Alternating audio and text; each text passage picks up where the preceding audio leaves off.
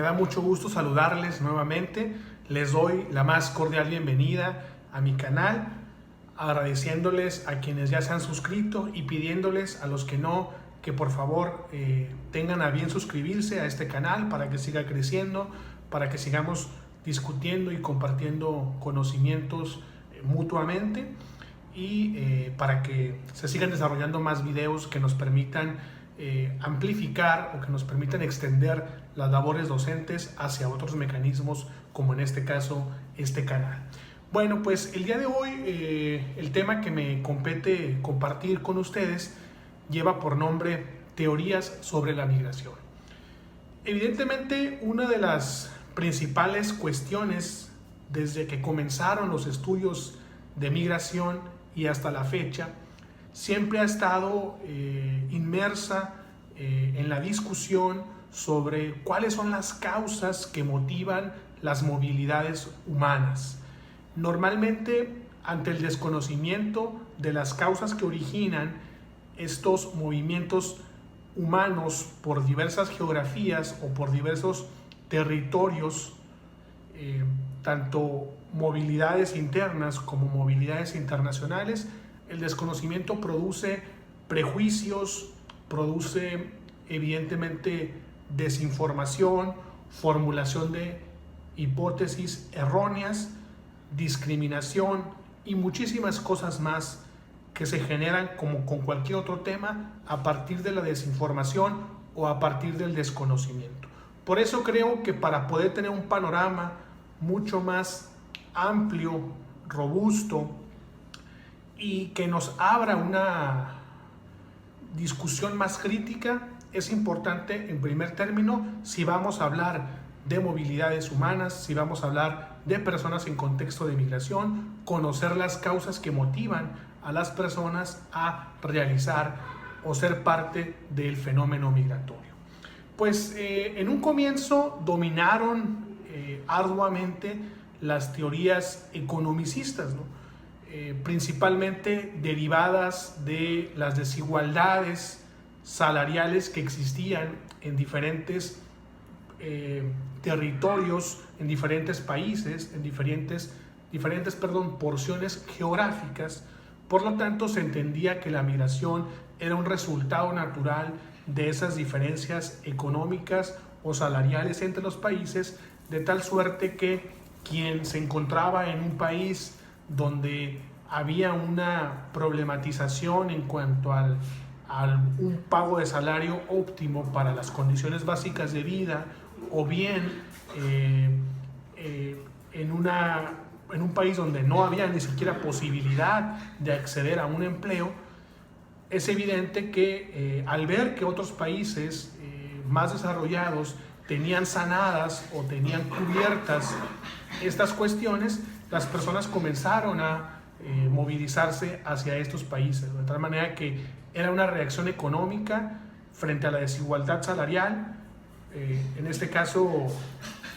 visualizada en las diferencias por país o por terreno o por territorio geográfico, que provocaban que las personas tuviesen que moverse de un país hacia otro. Sin embargo, las cuestiones económicas no siempre fueron vistas desde esta perspectiva macro o desde esta perspectiva estructural, sino que en ocasiones también las teorías economicistas nos llevaban hacia el individuo, ¿no? Es decir, la capacidad racional que tiene el individuo para saber cómo generar cálculos que le permitieran determinar que en el lugar en el que se encontraba no iba a poder subsistir, sostener los gastos determinados de un hogar, de tal manera que el individuo, a partir de esa capacidad racional que tenemos desde un punto de vista congénito, natural, el individuo sacaba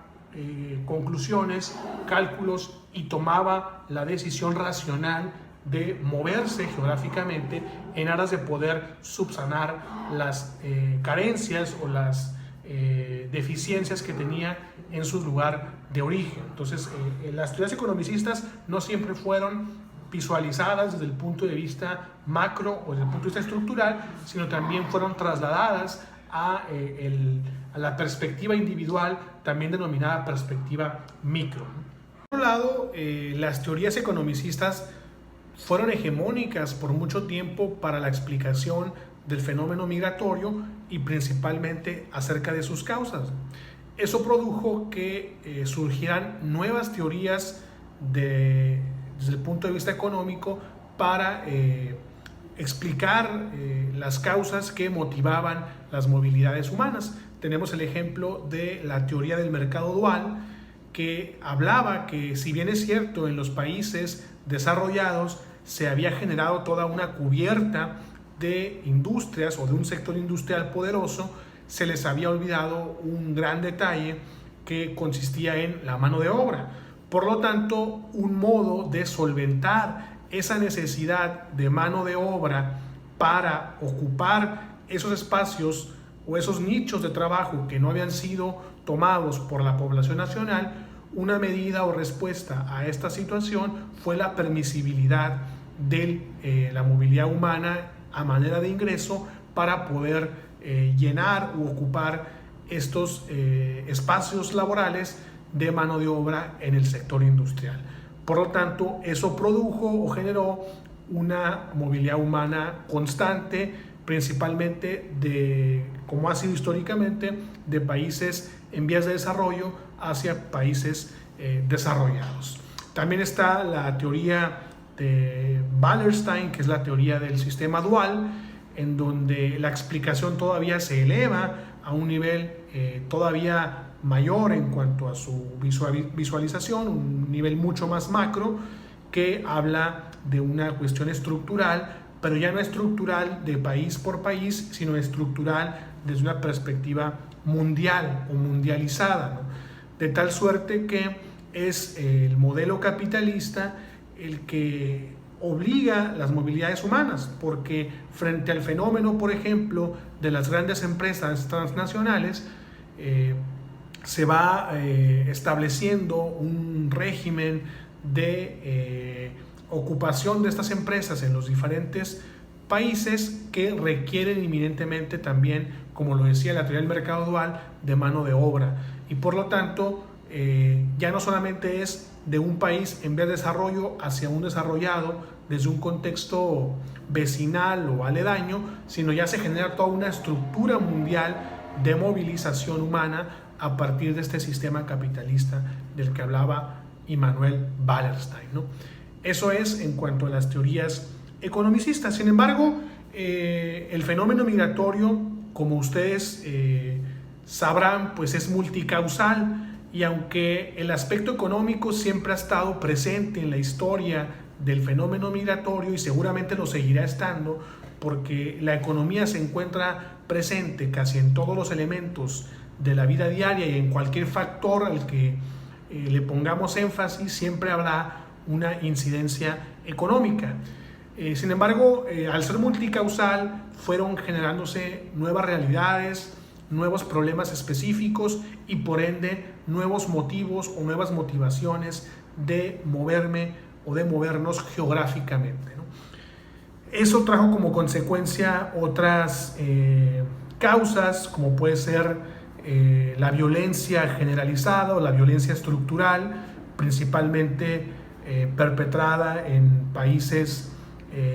en vías de desarrollo, aunque no necesariamente, en el caso propio de América Latina, pues lo vemos muy presente en el contexto de Centroamérica, aunque no es el único. También surgirían otras motivaciones como las condiciones climáticas,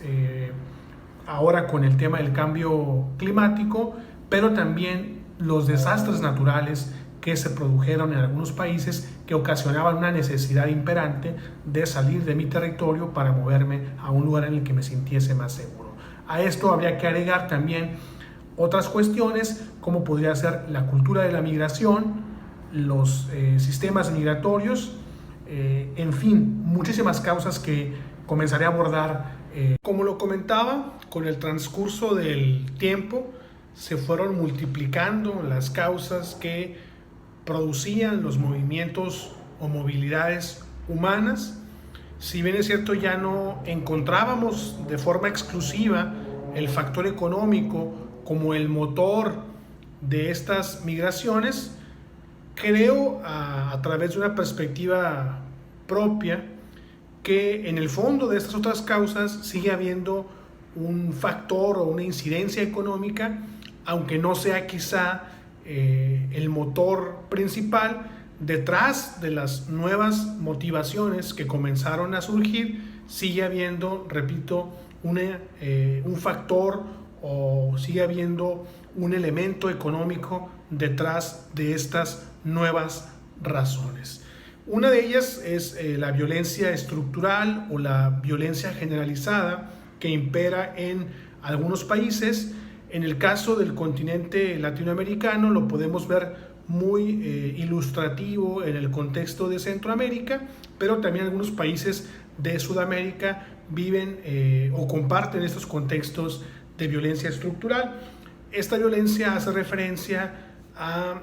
aquellos lugares donde la inoperancia del Estado ha propiciado un ambiente de rotunda violencia. En el caso de Centroamérica tenemos el tema de las pandillas, en donde no solamente vemos inoperancia estatal, sino incluso muchas de las veces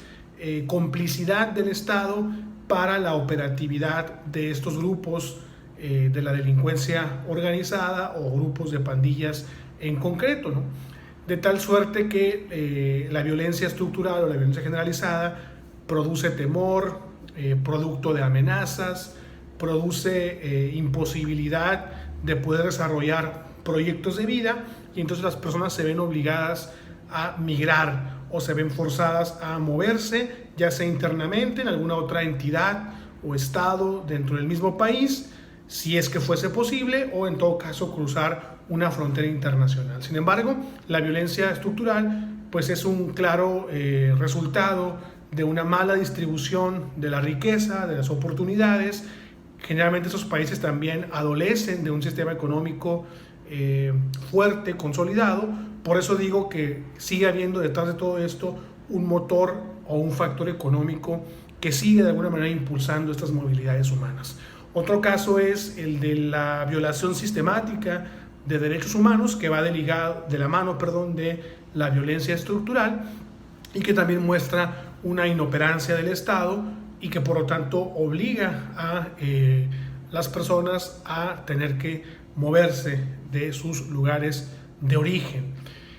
Por otro lado, tenemos las cuestiones como el cambio climático o los desastres naturales, que ahí obviamente pues son cuestiones de fuerza mayor, pero que también algunos, ¿no? Me refiero a desastres naturales, porque en cuanto al cambio climático sí hay una incidencia por parte de la humanidad, principalmente por el descuido al medio ambiente y por los proyectos de desarrollo que han generado un desabastecimiento y un acabose de los recursos naturales de manera desproporcional, que hemos impulsado en mayor rapidez estos efectos del cambio climático. Esas son otras nuevas razones por las cuales las personas deben salir de sus lugares de origen. Por poner un ejemplo, tenemos el caso del terremoto de Haití y cómo Estados Unidos abrió una acción para que esas personas pudieran ingresar a este país, a Estados Unidos, como resultado del desastre natural que se produjo con el terremoto en Haití en este caso, ¿no? Misma acción de permisibilidad que ya fue retirada por Estados Unidos, y que eso produjo la llegada, o más bien la estancia de muchos haitianos en México, que en un principio tenían presupuestado llegar a los Estados Unidos. Podríamos agregar algunas otras. Hablaba yo de la cultura de la migración o de los sistemas migratorios, y esto tiene que ver con que pues en México, en algunos lugares, en algunos estados como Jalisco o como Michoacán, existe toda una cultura de la migración, en donde incluso ya desde la raíz, desde la educación en el hogar, se enseña que los jóvenes hombres, pero recientemente también las mujeres, llegados a una edad, tendrán que salir del país, llegar a Estados Unidos y enviar las famosas remesas para la consolidación de estas regiones. Esa es una cuestión cultural, ya se ha creado toda una secuela de aprendizajes, una constante de acciones o prácticas que constituyen de manera reproductiva esta cultura de la migración y que producen efectos como los que llamaba Stark, efectos de privación relativa, en donde si alguien ve en esa comunidad que otras personas tienen algunos beneficios que tú no tienes y sabes que esas personas lo han obtenido producto de la migración, tú te sientes a través de esos actos con una privación relativa que te obliga a querer y querer lo que tiene el otro, y entonces también buscas como objetivo la migración. Podríamos hablar de más causas, pero me quiero quedar en estas como las más importantes para que entendamos un poco con mayor amplitud el contexto de la movilidad humana, las razones de por qué las personas se movilizan territorial o geográficamente, y eliminar el desconocimiento y todas las causas producidas por el desconocimiento de las causas de las migraciones. Para finiquitar esta temática, solamente quisiera decir que las causas las podemos encontrar tanto en los lugares de origen como en los lugares de destino,